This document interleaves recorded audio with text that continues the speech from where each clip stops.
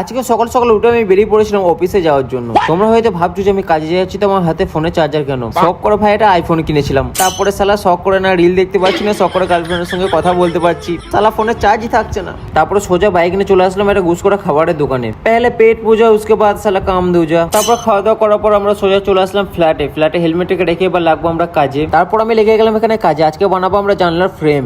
আমি এখানে ফ্রেম গুলো বানাচ্ছি আর আমার মিস্ত্রি এখানে ফ্রেম গুলোতে চাকা লাগিয়ে দিচ্ছে। তারপর ফাইনালি আমরা ফ্রেম গুলো বানিয়ে রেডি করে ফেললাম। আর এগুলো হচ্ছে সেই ফ্রেম গুলো যেগুলো আমরা বানাচ্ছিলাম। এবার আমরা লাগাবো এগুলো জানালাতে। তারপর আমি আর বন্ধু চলে আসলাম এগুলো জানালাতে ফিটিং করার জন্য। আর এতগুলো ফ্রেম আছে, এতগুলো ফ্রেম তো একটা জানালাতে হবে না। আজকে আমাদেরকে প্রায় 3-4টা জানালাতে শুধু ফ্রেমই লাগাতে হবে। তারপর আমি চলে আসলাম ছাদের রুমে। আর এই ঘরটা দেখেছো আমি আগের ভিডিওতে দেখিয়েছিলাম যে এই লাইট গুলো তোমরা আগের ভিডিওতে বুঝতে পারছিলে না, কিন্তু আজকে দেখো লাইট গুলো কত অসাম লাগছে। তো লাইট গুলো কিরকম লাগলো তোমরা একটু কমেন্টে জানিও। তারপর ওপরের রুমে এসে আমরা এই জানালাতে ফাইনালি কাঁচ লাগিয়ে সেট করে ফেললাম। তারপরে বিকেলবেলায় কাজ শেষ করে আমরা হাত পা ধোয়ার জন্য চলে এলাম ছাদে। তারপর আমরা যে বাড়ি যাওয়ার জন্য বেরিয়েছি রাস্তায় এসে দেখি যে মেঘ দিয়ে একবার পুরো আমার ভবিষ্যতের মতন অন্ধকার হয়ে গিয়েছে।